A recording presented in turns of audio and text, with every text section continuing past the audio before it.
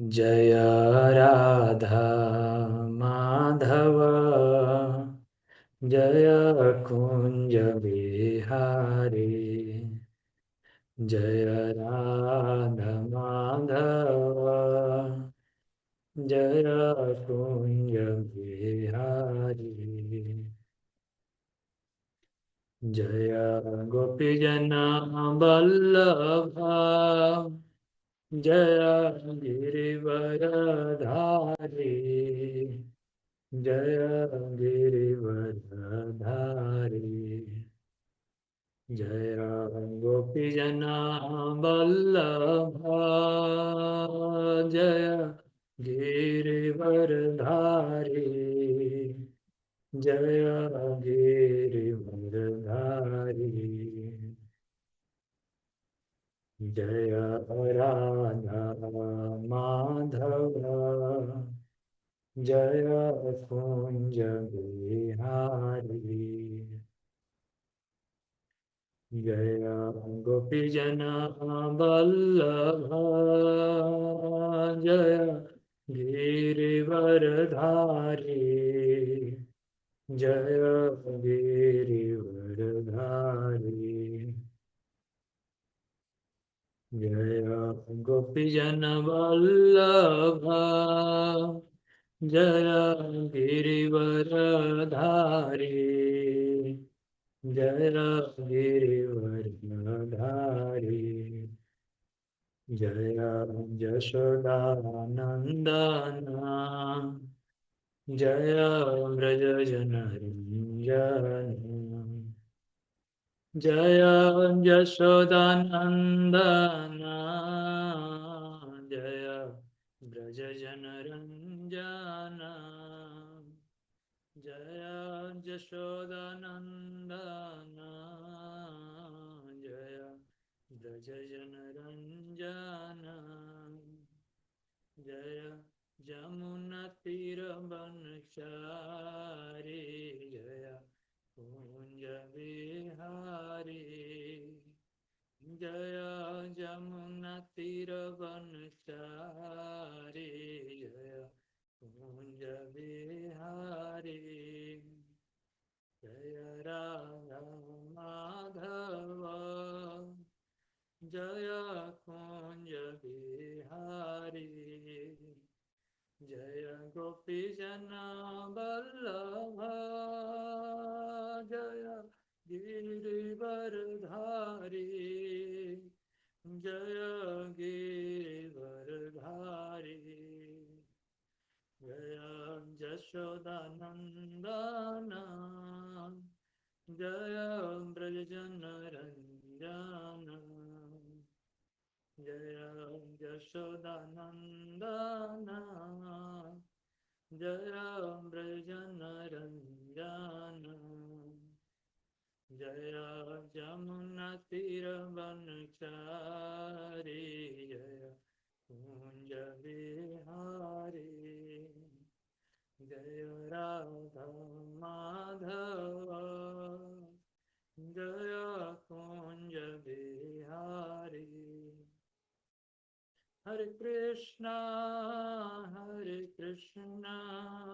कृष्णा कृष्णा हरे हरे। हरे राम राम राम हरे हरे। हरे कृष्णा कृष्णा कृष्णा हरे हरे। हरे राम राम राम हरे हरे। हरे कृष्णा कृष्णा कृष्णा हरे हरे। हरे राम राम राम हरे हरे। जय राधा माधव राधा माधव जय राधा माधव। कल हम लोग चर्चा किए थे कि महात्मा कौन है, महात्मा के क्या लक्षण है। महात्मा का लक्षण है सततं कीर्तयन्तो मां यतन्तश्च दृढव्रता नमस्यन्तश्च मां भक्त्या नित्ययुक्ता उपासते सततं कीर्तयन्तो मां यतन्तश्च दृढव्रता नमस्यन्तश्च मां भक्त्या नित्ययुक्ता उपासते। बहुत सुंदर श्लोक है भगवद गीता का, चैप्टर 9, श्लोक संख्या 14। बताया गया है इसमें कि सततम, सततम का अर्थ है कंटिन्यूअस, निरंतर। जो भगवान के भक्त हैं वे भगवान का निरंतर सेवा करते हैं, निरंतर भक्ति करते हैं। क्या कारण है कि भगवान के भक्त निरंतर सेवा करते हैं? इस भौतिक जगत में कोई भी सेवा होती है तो कुछ समय तक सेवा करके फिर उसके बाद हमें रिटायरमेंट दे दिया जाता है। कुछ देर तक काम करने के बाद फिर उसके बाद छुट्टी दी जाती है। परंतु यहाँ भगवत गीता में भगवान कहते हैं कि सततम कीर्तयन्तो माम। भगवान के भक्त हमेशा सेवा में लगे रहते हैं, और सेवा में केवल लगे नहीं रहते हैं, सेवा करने के लिए भगवान का हमेशा तैयार रहते हैं, तत्पर रहते हैं। भगवान की सेवा के लिए हमेशा व्याकुल रहते हैं, और सेवा ना मिले तो उससे दुखी हो जाते हैं।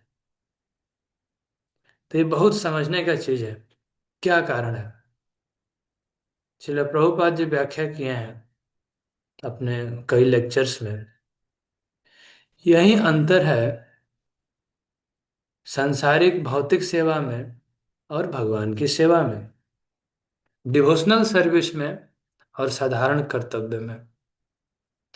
साधारण जो हम काम काज करते हैं इस भौतिक जगत में, जैसे नौकरी करना, खेती बाड़ी करना, पढ़ाई लिखाई करना, बिजनेस करना, ये सभी काम में हमें कोई रस नहीं है, आध्यात्मिक आनंद नहीं है, स्पिरिचुअल ब्लिस नहीं है। इसलिए कुछ हम मेटेरियली मोटिवेटेड रहते हैं, थोड़ा देर काम करते हैं, फिर थक जाते हैं। परंतु स्पिरिचुअल प्लेन, आध्यात्मिक धरातल वह है जहाँ एक भक्त को आज जितना सेवा में आनंद है उससे ज्यादा आनंद कल होगा, उससे ज्यादा आनंद परसों होगा। नित्य प्रतिदिन आध्यात्मिक जीवन में आनंद बढ़ते जाता है। इसलिए शास्त्रों में बताया गया, आनंद अम्बुधि वर्धनम प्रतिपदम पूर्णामृता स्वादनम। आनंद के समुद्र को बढ़ाने वाला है भगवत भक्ति। क्यों हनुमान जी को कहते हैं राम काज करिबे को आतुर? क्यों हमेशा आतुर रहते हैं? प्रभुपाद जी से भक्त लोग पूछते थे कि स्वामी जी, आप 2 घंटा सोते हैं, 3 घंटा सोते हैं, रातों दिन सेवा करते हैं, आप तो थकते नहीं हैं? तो प्रभुपाद जी कहते थे कि जिस तरह से भौतिक जगत में लोग मेटेरियलिस्ट सांसारिक चीजों के लिए पागल रहते हैं, वैसे ही ये कृष्ण भक्त भगवान के सेवा के लिए पागल रहते हैं। पागल मतलब उसके पीछे, one who is after serving Krishna, नित्य। प्रभुपाद जी कभी कभी कहते थे कि ये नहीं कि थोड़ा जोर लगा के सेवा किया कुछ दिन, उसके बाद चलो अब छुट्टी हो गई। ऐसा नहीं है। हम यदि परफेक्शन पा लें, वैकुंठ धाम भी चले जाएं भगवान के धाम में, तो वहां भी नित्य सेवा करेंगे। यही जीव का स्वरूप है। चैतन्य चरितामृत में कहा गया है, जीवेर स्वरूप है नित्य कृष्ण दास। भगवान का दास होना, नित्य दास होना, निरंतर सेवक बनना, यही हमारा वास्तविक स्वरूप है। और उसी स्वरूप को प्राप्त करने के बाद ये लिविंग एंटिटी, जीव, हमेशा के लिए सुखी हो जाता है, हमेशा के लिए खुशी हो जाता है। फिर उसके जीवन में कोई कष्ट नहीं रहता, और नहीं मिलता है तब तक हम असंतुष्ट रहते हैं इस भौतिक जगत में। सततम कीर्तयन्तो माम, हमेशा। ऐसा नहीं कि कभी मन हुआ तो भगवान का सेवा, नहीं मन हुआ तो चलो आज इच्छा नहीं है, नहीं। हम लोग को अभी भक्ति में टेस्ट नहीं है। सच पूछे तो better down to earth, ground platform में उतर के शांति से सोचिए, तो सच्चाई यही है कि अभी भगवान की सेवा में, भगवान की भक्ति में, हरि कथा में, नाम रूप गुण लीला इत्यादि में हमको टेस्ट नहीं है। अभी हमको दूसरा जगह टेस्ट है। इसी कारण से हम ये नहीं कर पाते।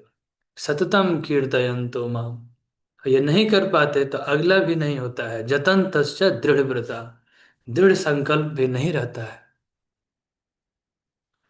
तो क्या करना चाहिए? अभी हम लोग जो पालन कर रहे हैं ये विधि भक्ति है, रूल रेगुलेशन। इसीलिए शास्त्र में बताया जाता है समो दमो तपो शौचम। पहले, सबसे पहले अपना मन इंद्रिय को संयम कीजिए, मन को भगवान में लगाइए। इस अध्याय के लास्ट में मोस्ट कॉन्फिडेंशियल नॉलेज जब भगवान कंक्लूड किए हैं, तो सबसे लास्ट श्लोक हम चर्चा करेंगे बाद में। भगवान बोले हैं, मन मना भव मद्भक्तो मद्याजी माम नमस्कुरु। अपना मन मुझ में लगाओ और मेरा भक्त बनो। यही सबसे कॉन्फिडेंशियल नॉलेज है भगवत गीता का। क्यों कॉन्फिडेंशियल है? क्योंकि इतना खुल के कहीं और नहीं बताया गया है, सबको नहीं पता है। लोग सोचते हैं कि दान पुण्य करो, वो भी, उससे भगवान खुश हो जाएंगे। कोई सोचता है गरीबों की सेवा करो, उससे भी भगवान खुश हो जाएंगे। कोई सोचता है हॉस्पिटल खोल दो, भगवान खुश हो जाएंगे। कोई सोचता है कि अनाथालय खोल दो, भगवान खुश हो जाएंगे। परंतु भगवान कैसे खुश होंगे?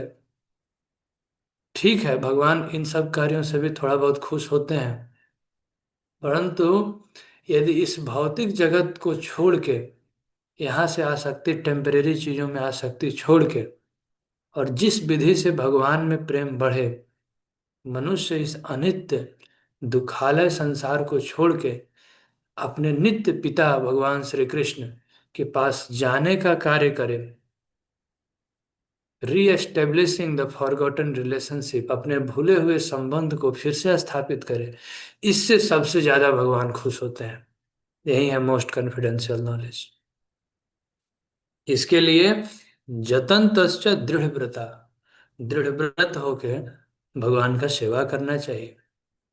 आज जितना डिवोशनल सर्विस किए, और सीरियस होना चाहिए, कल, परसों, हर दिन। We must have progressive devotional life. हर दिन भक्ति में थोड़ा थोड़ा आगे बढ़ना चाहिए। तो ये बात बता के भगवान कहते हैं कि कुछ लोग ऐसे भी हैं जो महात्मा के प्लेटफॉर्म पे नहीं आ सकते। सभी, आप लोग जानते होंगे, कॉलेज यूनिवर्सिटी में बहुत सारे लोग एडमिशन लेते हैं, लेकिन सब लोग फर्स्ट बाय फर्स्ट नहीं हो सकते, फर्स्ट क्लास फर्स्ट। कुछ लोग फर्स्ट होंगे, कुछ सेकंड होंगे, कुछ थर्ड होंगे, कुछ फोर्थ होंगे, कुछ लोग फेल हो जाते हैं। तो भगवान कहते हैं कि अन्य लोग जो ज्ञान के अनुशीलन द्वारा यज्ञ में लगे हैं, वे भगवान की पूजा अद्वैय रूप में, विविध रूपों में और विश्व रूप में करते हैं। तो दूसरे यज्ञ, तरह तरह के ऐसे कार्यों में लगे रहते हैं। कई लोग हैं जो भगवान को निराकार मानते हैं, कई लोग हैं जो भगवान को एक शक्ति के रूप में देखते हैं, कई सोचते हैं कि विश्व रूप है, कई सोचते हैं यज्ञ पुरुष हैं। जो जिस रूप में पूजा करते हैं, अल्टीमेटली वे कर तो रहे हैं भगवान की ही पूजा, परंतु वह विधि इतनी प्रमाणिक नहीं है। इसकी पुष्टि भगवान आगे किए हैं। भगवान कहते हैं कि कर्म कांड, यज्ञ और पितृपक्ष में पितरों को दिया जाने वाला अर्पण, औषधि, औषध कहते हैं यज्ञ में जो वस्तुएं डालते हैं, औषधि समिधा, ये सब, दिव्य मंत्र, घी, अग्नि, आहुति, भगवान कहते हैं सब मेरा ही स्वरूप है। भगवान ही इन सभी चीजों को बनाए हैं। मैं इस ब्रह्मांड का पिता, माता, आश्रय और पितामह हूँ। भगवान पिता के भी पिता है और सबके पिता है। यहाँ तक कि ब्रह्मा जी के भी पिता है। ब्रह्मा जी को भी भगवान ने उत्पन्न किया है। मैं जानने योग्य, यदि पूछा जाए कि इस भौतिक जगत में, मनुष्य जीवन में सर्वश्रेष्ठ वस्तु क्या है जिसको जानना चाहिए, जानने योग्य वस्तु, वो है भगवान। भगवान को जानने के बाद कुछ अन्य जानना शेष नहीं रह जाता। शुद्ध ही करता। भगवान जितना पवित्र करते हैं उतना कोई दूसरी वस्तु पवित्र हमें नहीं करती। देखिए भगवान की कथाएं कितनी पवित्र हैं कि इसको सुनने से ही मन शुद्ध हो जाता है। भगवान का नाम कितना पवित्र है कि इसको जप करने से, नामोच्चारण से हमारा मन पवित्र होने लगता है। तो फिर ऐसे भक्तों का क्या कहना जो रात दिन भगवान की सेवा करते हैं। अगर किसी को भगवत साक्षात्कार हो गया तो वह व्यक्ति कितना पवित्र होगा। इसलिए भगवान कहते हैं मैं शुद्धि करता हूँ। वेद्यम पवित्रम ओमकार ऋग साम यजुरेव च। भगवान कहते हैं कि मैं ऋग्वेद, सामवेद और यजुर्वेद हूँ। तो वेदों का ज्ञान भगवान से ही प्रकट होता है, दिव्य ज्ञान। इसलिए भगवान कहते हैं कि यह वेद मेरा ही स्वरूप है। भगवान के ही स्वरूप है वेद। भगवान अपने आप को जब शब्दों के रूप में प्रकट करते हैं, शब्द ब्रह्म, तो उसको वेद शास्त्र कहते हैं। गतिर्भता प्रभु साक्षी निवास शरणम सुहृत प्रभव प्रलय स्थानम निधानम बीजम अव्ययम। मैं ही लक्ष्य, पालन करता, स्वामी, साक्षी, धाम, शरणस्थली और अत्यंत प्रिय मित्र हूँ। गति भरता प्रभु साक्षी। भगवान कहते हैं मैं प्रभु हूँ सबका। प्रभु मतलब सबका मालिक। साक्षी, हम जो भी कर्म करते हैं, क्या सोच रहे हैं, क्या देख रहे हैं, क्या कर रहे हैं, भगवान उसके साक्षी हैं। प्रभुपाद जी कहते थे कि we are being watched 24 hour. Higher authority हमें देख रहे हैं कि हम क्या कर रहे हैं, और सर्वश्रेष्ठ हायर अथॉरिटी भगवान है। इसलिए कर्मों के फल को हम छुपा नहीं सकते। यहाँ कोई अ, पुलिस को, कोर्ट में जज को धोखा दे सकता है, लेकिन वो भगवान को धोखा नहीं दे सकेगा। भगवान सबके साक्षी हैं। अल्टीमेट डेस्टिनेशन, निवास, धाम और सबको शरण देने वाले भगवान ही हैं। दुख में मनुष्य भगवान को ही याद करता है। सुहृद, सुहृद का अर्थ होता है कि जो व्यक्ति आपके अच्छे के लिए, आपकी भलाई के लिए सब कुछ करे और बदले में कुछ मांगे नहीं, इसको सुहृद कहते हैं। कौन ऐसा व्यक्ति होगा जो आपका सब कुछ इच्छा पूरा करे और बदले में कुछ मांगे नहीं, केवल नाम नाम जप करने से। आप इस दुनिया में कोई भी आदमी कितना भी आपका प्रिय हो, आप केवल उसका नाम उच्चारण कीजिए, वो आपको सारी आवश्यकता पूरा करेगा। एक कंपनी का मालिक है, उसका केवल नाम जपिए, आपका इच्छा पूरा करेगा? नहीं करेगा। परंतु भगवान इतने दयालु हैं कि अपने नाम जप करने वाले भक्तों की और जो नहीं करते हैं उनकी भी सबकी आवश्यकताएं पूरी करते हैं। जो बहुत इंडिपेंडेंट है तो उसको थोड़ा सा माया देवी भगवान की बहिरंगा शक्ति कष्ट देती है, वो भी इसलिए ताकि वो फिर से भगवान के शरण में आ जाए। तो इसलिए भगवान सबके सुहृद हैं, सबका हित चाहते हैं और बदले में कुछ नहीं चाहते। इसलिए यहाँ भगवान को सुहृद कहा गया है। शरणम सुहृद प्रभव, भगवान सबको सृष्टि किए हैं, प्रलय के कारण सबके आधार। भगवान सबको उत्पन्न किए हैं, लेकिन ये जगत या संसार अपने ही नहीं चल रहा है। ब्रह्मा जी को भगवान ने सृष्टि की जिम्मेदारी दी है और भगवान शिव को प्रलय का। तो बनाना और बिगाड़ तोड़ देना यह काम आसान है, सबसे मुश्किल काम है पालन करना, मेंटेन करना। तो उसकी जिम्मेदारी भगवान स्वयं लेते हैं। स्थानम निधानम बीजम अव्ययम, भगवान कहते हैं कि मैं सबका बीज हूँ, सबका पिता हूँ। भगवान कहते हैं हे अर्जुन, मैं ही ताप प्रदान करता हूँ, वर्षा को रोकता और लाता हूँ। यहाँ से पुष्टि होती है कि भगवान की कृपा से वर्षा होती है। इसलिए जब स्वर्ग के राजा इंद्र को घमंड हो गया था कि वर्षा मैं कराता हूँ, मेरी शक्ति से होती है, तो भगवान ने उनका अहंकार नष्ट किया और भगवान उनको फिर से सही रास्ते पर ले आए। कभी कभी देवता भी भ्रम में पड़ जाते हैं, तो भगवान उनको फिर कंट्रोल करते हैं, उनको सही रास्ते पर ले आते हैं। तो भगवान बता रहे हैं कि मैं वर्षा को रोकता भी हूँ और लाता भी हूँ। मैं अमरत्व हूँ और साक्षात मृत्यु भी हूँ। अमृतम चैव मृत्युश्चैव, मृत्यु के रूप में भगवान प्रकट होते हैं। सबको एक न एक दिन भगवान का दर्शन होता है। तो जो भगवान के भक्त हैं उनको भगवान के रूप में, श्याम सुंदर रूप में भगवान दर्शन देते हैं। और जो व्यक्ति भक्त नहीं है तो उसको भगवान का स्वरूप जमराज काल के रूप में मृत्यु के समय दिखाई देते हैं।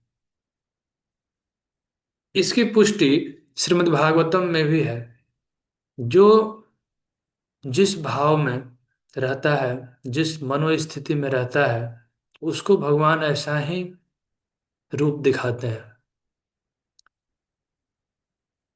जब भगवान श्री कृष्ण मथुरा में पहुंचे कंस की सभा में, तो उस समय जो माताएं थी, जो उनको स्नेह भाव से देख रही थी, उनको बहुत सुंदर, श्याम सुंदर, वात्सल्य भाव में एक पुत्र के रूप में दिखाई दे रहे थे, बहुत सुंदर बच्चा। और बड़े बड़े भक्तों को भगवान भगवान के रूप में दिखाई दे रहे थे। मथुरा के वासियों को, नगर वासियों को भगवान स्वामी जैसे, राजा जैसे दिखाई दे रहे थे। और कंस को काल के रूप में साक्षात जमराज जैसे दिखाई दे रहे थे। तो इसलिए भगवान सबके लिए हैं। अब भगवान कहते हैं कि मैं सुहृद हूँ, सबके लिए एक समान हूँ, सत असत मुझ में ही है। तो भगवान कहते हैं कि आत्मा और पदार्थ, सत असत का अर्थ यहाँ है कि लिविंग एंटिटी, जीव भी भगवान से ही उत्पन्न होते हैं, और डल मैटर, पंच महाभूत और मन बुद्धि अहंकार, यह भी भगवान से ही उत्पन्न होता है। परंतु यह आध्यात्मिक कण, आत्मा, जब मैटर के साथ, पदार्थ के साथ इंटरेक्ट करता है तो उसमें लिविंग सिम्टम जनरेट होता है। इसके बाद भगवान पुण्यात्माओं की गति के बारे में बताते हैं कि जो लोग भगवान की भक्ति छोड़ के इस भौतिक जगत में सो कॉल्ड फिलैंथ्रोपिक काम में लगे हैं और मेटेरियल डिजायर रखते हैं, शरीर से संबंधित कार्य करते हैं, इस संसार से आसक्ति छोड़ के भगवान की सेवा में नहीं लगते, भगवत धाम नहीं जाना चाहते, यहाँ पर मेटेरियली प्रोग्रेस करना चाहते हैं, थोड़ा दान दे दिया, हॉस्पिटल खोल दिया, समाज सेवा कर दिया, और फिर उसके बाद इच्छा करते हैं कि भगवान, मैं आपके लोगों के लिए, आपके द्वारा बनाए हुए लोगों के लिए बहुत कुछ किया, तो मुझे भी कुछ कृपा कीजिए। तो भगवान उनकी इच्छा पूरी कर देते हैं। तो ऐसे लोग स्वर्ग प्राप्त करते हैं और धरती पर भी मेटेरियली प्रोग्रेस करते हैं। परंतु ये है बैंक अकाउंट के पैसा के जैसा। बैंक में आपने पैसा जमा किया और खाना शुरू कर दिए, खर्च करना शुरू कर दिए, तो एक दिन जब मनी, जब अकाउंट एग्जॉस्ट हो जाएगा, पैसा खत्म हो जाएगा, तो फिर से आ जाएंगे नॉर्मल प्लेटफॉर्म पर। तो इसलिए भौतिक जगत में देखा जाता है कि जो लोग पुण्यात्मा हैं, मेटेरियली पफ्ड अप हैं, वे हमेशा नहीं रहते हैं। कोई बड़ा पोजीशन में है तो वो भी टेम्परेरी है, कुछ दिन के बाद उस पोजीशन से गिरेगा। बहुत धनवान है, वो गरीब भी हो जाता है। बहुत शक्तिशाली व्यक्ति कमजोर भी हो जाता है। क्यों? क्योंकि भगवान बता रहे हैं कि जैसे ही वो तेतम भुक्त्वा स्वर्गलोकम विशालम क्षये पुण्य मृतलोके विशन्ति। जब पुण्य क्षय होता है तो फिर से इस मृतलोक में गिरते हैं। मनुष्य कभी पशु बन जाता है, देवता भी कभी कभी पशु पक्षी योनियों में गिर जाते हैं।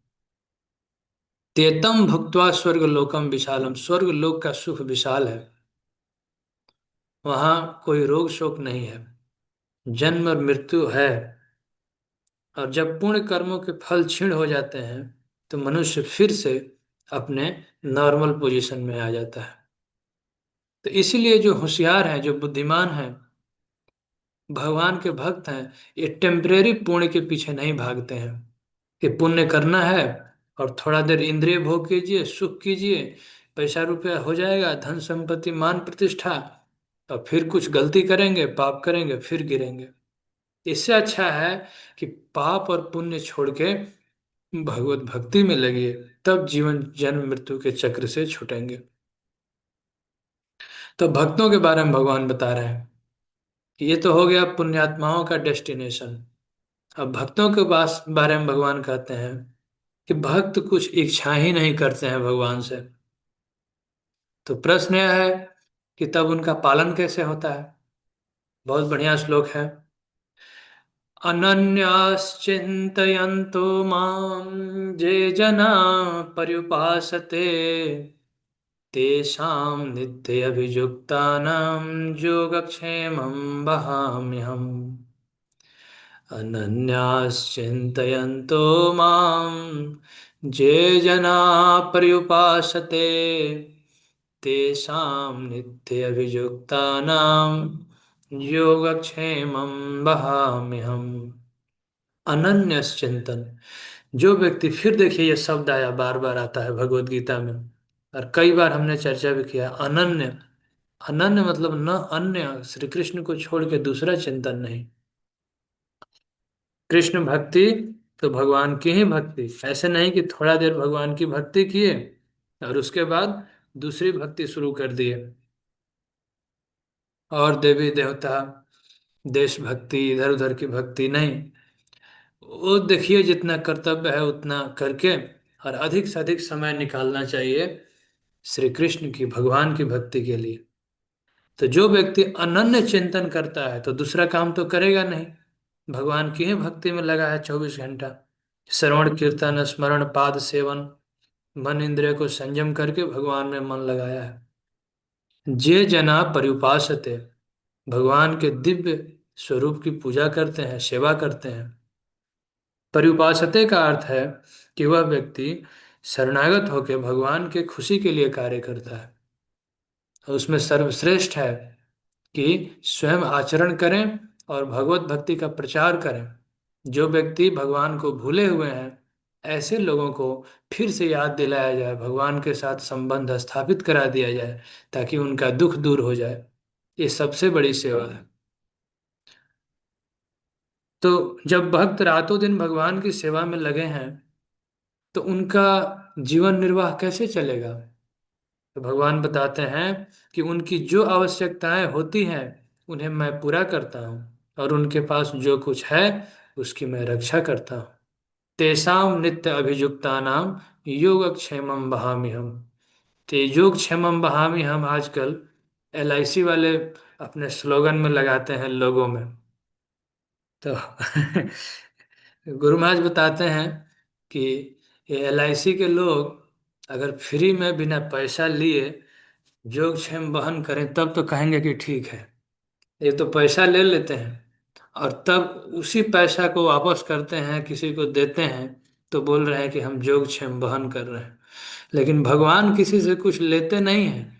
वास्तव में भगवान सबका योगक्षेम वहन करते हैं, और योगक्षेम वहन सब लोग नहीं कर सकते, केवल भगवान ही कर सकते हैं। तो जो भी हमारे पास है उसकी रक्षा भगवान करते हैं। तो इस संबंध में एक छोटी सी कथा है। बहुत अच्छे एक भक्त थे, उनका नाम था अर्जुनाचार्य। दक्षिण भारत में, यहाँ फोटो आप देख रहे हैं, ये डिपिक्ट किया गया है उनका स्टोरी। तो अर्जुनाचार्य प्रतिदिन भगवत गीता पाठ करते थे। ब्राह्मण थे, तो इनका एक ब्राह्मण का तो यही काम है कि भगवान का वेद शास्त्रों को पढ़ें और सबको बताएं, प्रचार करें। तो यही काम करते थे। खेती बाड़ी, बिजनेस, नौकरी चाकरी ये सब नहीं करते थे, भगवान के सेवा में लगे थे। भजन करते थे, लेकिन उनका परिवार भी था, छोटे बच्चे हैं, पत्नी है, फैमिली कंप्लीट भगवान पर आश्रित थे। भगवान भी परीक्षा ले रहे थे। भगवान ने क्या किया कि इनका घर में कुछ खाने को नहीं था, तो ये प्रतिदिन भगवत गीता के श्लोक पढ़ते थे। तो उसमें लाइन था कि तेषाम नित्य अभियुक्ता नाम योगक्षेमम वहामि हम, कि भगवान स्वयं योगक्षेम वहन करते हैं। तो एक दिन इनकी पत्नी ने कहा कि ये भगवत गीता का ज्ञान थ्योरेटिकल है, इसमें लिखा है कि भगवान योगक्षेम वहन करते हैं, जो कमी है उसको पूरा करते हैं, और जो उसके पास है उसकी रक्षा करते हैं। तो हमारे जीवन में तो हो नहीं रहा है। ये श्लोक गलत है। अध्याय 9 का 22 नंबर श्लोक पूरा पूरा गलत है। तो अर्जुनाचार्य बहुत दुखी हुए। वो सोचने लगे कि भगवान का बात कैसे गलत हो सकता है। फिर उनकी पत्नी ने कहा कि नहीं, ये पूरा गलत है। तो फिर भगवान हमारा योगक्षेम क्यों नहीं वहन कर रहे हैं? आप जाइए, बाहर जाइए, कुछ भिक्षा मांग के ले आइए, नहीं तो कुछ नौकरी ढूंढिए, कुछ बिजनेस कीजिए, कुछ ना कुछ करना पड़ेगा, हमारा परिवार कैसे चलेगा? तो ये भक्त बड़े दुखी हुए और सोचे कि जब यह श्लोक गलत है तो इसको मैं पेन से काट देता हूँ। तो गलती चीज जैसे पेन से, तो इस सेंटेंस को ऐसे स्ट्रेच कर दिए, काट दिए पेन से, और भगवत गीता रख के और अपना घर का दरवाजा खोले और बाहर चले गए भिक्षा मांगने। तो दिन भर इधर उधर भटके, कोई भिक्षा नहीं मिली, कुछ नहीं मिला। और जब ये बाहर चले गए थे तो उसी समय इनकी पत्नी ने देखा कि दो छोटे छोटे बच्चे, एक श्याम कलर के और एक गौर वर्ण में कृष्ण बलराम, बहुत सामान, राशन, चावल, दाल, सब्जी, घी, रोटी बनाने के लिए सामान, दही, दूध, और जैसे गांव में लेके लोग चलते हैं, दही का जैसे भार लेके चलते हैं, तो वैसे इतना बड़ा भार अपने सिर पे रख के स्वयं लेके कृष्ण बलराम उनके घर पहुंचे। तो उनकी पत्नी ने देखा कि दो छोटे छोटे इतने सुंदर सुंदर बच्चे हैं, दोनों इतना सामान लेके आए हैं। लेकिन तुरंत उन्होंने देखा कि ये दोनों बच्चों के पीठ पर बड़े बड़े निशान पड़े हुए थे, जैसे कोई छड़ी से पिटाई किया हो, तो सिर पे, पीठ पर बड़े बड़े निशान पड़ गए थे। तो इनकी पत्नी, इस ब्राह्मण की पत्नी ने पूछा इन दोनों बच्चों से कि तुम लोगों को कौन भेजा है यहाँ, आप लोग कहाँ से लाए इतना सारा सामान? तो कृष्ण और बलराम कहते हैं कि आपके पति अर्जुनाचार्य ने भेजा है। तो उन्होंने कहा ठीक है, हमारे पति अर्जुनाचार्य ने भेजा है, लेकिन आपके पीठ पर ये सब चोट लगने का कटा हुआ निशान। तो उन्होंने कहा कि आपके पति ने मुझे हम लोगों को बहुत पिटाई किया है दोनों का, और हम लोग आपके घर सामान लेके आए हैं, आप लोग ले लीजिए और आप खाइए पीजिए संतुष्ट रहिए। तो ये ब्राह्मण की पत्नी सोचने लगी कि हमारे पति तो भगवान के भक्त हैं, ये कैसे इन छोटे छोटे बच्चों की पिटाई कर सकते हैं, ये संभव नहीं है। वो तुरंत आसन बिछाई और पानी लेके घर में से कुछ प्रसाद खिलाने के लिए बच्चों को कही, आप लोग बैठिए कुछ खा लीजिए, इतने थके हैं छोटे छोटे बच्चे, इतना सामान ढो के लाए हैं। जैसे ही अंदर गई कुछ लाने के लिए, ये दोनों बच्चे अंतर ध्यान हो गए, भाग गए। तो स्वयं भगवान थे, वो रुकने तो आए नहीं थे, लेकिन इनका घर पूरा भर गया सामान से, राशन से। दिन भर ये ब्राह्मण बाहर भटके, कुछ नहीं मिला। जब शाम को घर लौटे तो उनकी पत्नी ने बहुत अच्छा भोजन तैयार किया था, फीस्ट बनाया था, दाल रोटी सब्जी मिठाई सब कुछ। और कहने लगी कि आज हमारे ऊपर भगवान की कृपा हुई है, आज बहुत सुंदर सुंदर व्यंजन हमने बनाए हैं, और आप प्रसाद लीजिए बैठिए।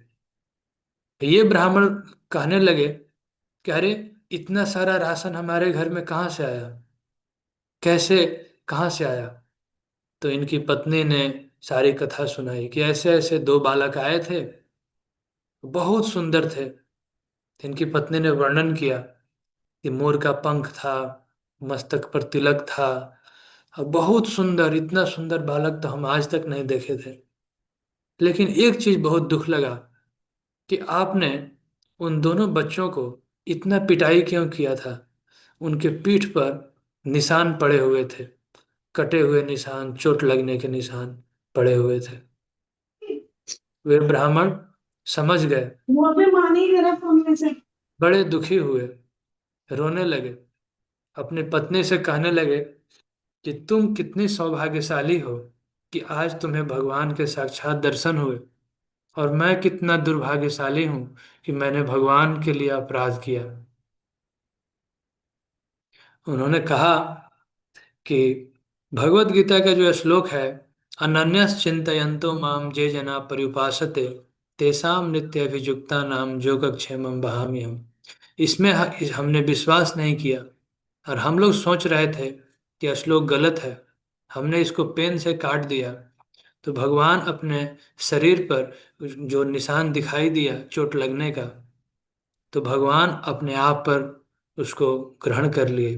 भगवान ने मान लिया कि ये भगवत गीता और भगवान दोनों अलग अलग नहीं है, ये सेम है, ये शब्दों के रूप में है, और वहाँ भगवान स्वयं पर्सनिफाइड है, पर्सनालिटी के रूप में है। तो भगवान इसको अपराध माने कि भगवत गीता के शब्दों को कोई गलत मान रहा है। तो भगवान ने योगक्षेम तो वहन कर दिया, परंतु वे ब्राह्मण बहुत दुखी हुए, और उस दिन से फिर भगवान की भक्ति में लग गए, और बहुत भगवान से क्षमा मांगे। प्रसाद रात को नहीं लिए, रात भर रोते रहे, भगवान से क्षमा मांगे। तो भगवान श्री कृष्ण और बलराम दोनों जो उनके घर आए थे, बहुत सुंदर बालक फिर से प्रकट हुए उनके सपने में। सपना नहीं था, बिल्कुल जागृत और स्वप्न की स्थिति थी। फिर से उनके घर आए और वे देखे कि वे दोनों बालक, उनके जो पीठ पर निशान थे वो ठीक हो गए हैं, और इनको, ब्राह्मण को आशीर्वाद दे रहे हैं कि हम तुम्हें, तुम्हारी भक्ति से प्रसन्न हैं, हम तुम्हें आशीर्वाद देते हैं कि तुम्हारे घर में कभी खाने पीने की कमी नहीं होगी। तो इस प्रकार भगवान अपने भक्तों का योगक्षेम वहन करते ही हैं। जैसे ही इनका नींद खुला तो इनको लगा सब कुछ स्वप्नवत था, वो दोनों बच्चे फिर से चले गए थे। तो श्रील प्रभुपाद जी कहते हैं, ये बिल्कुल सत्य घटना है। प्रभुपाद जी कहते थे कि भगवत गीता के एक एक शब्द ये भगवान के मुख से निकले हैं, इसमें और भगवान में कोई भेद नहीं है। हमें विश्वास करना चाहिए, और यदि विश्वास करके पालन करेंगे तो भगवान हमें कोई कमी नहीं छोड़ते हैं अपने भक्तों की आवश्यकताएं पूरी करते हैं, और अंत में यह शरीर छोड़ने के बाद हम भगवान के नित्य धाम वैकुंठ जगत में प्रवेश पा सकते हैं।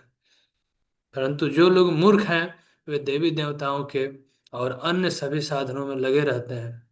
तो उसके बारे में भगवान अब अगला श्लोक में चर्चा किए हैं, तो वो हम लोग कल से डिस्कस करेंगे।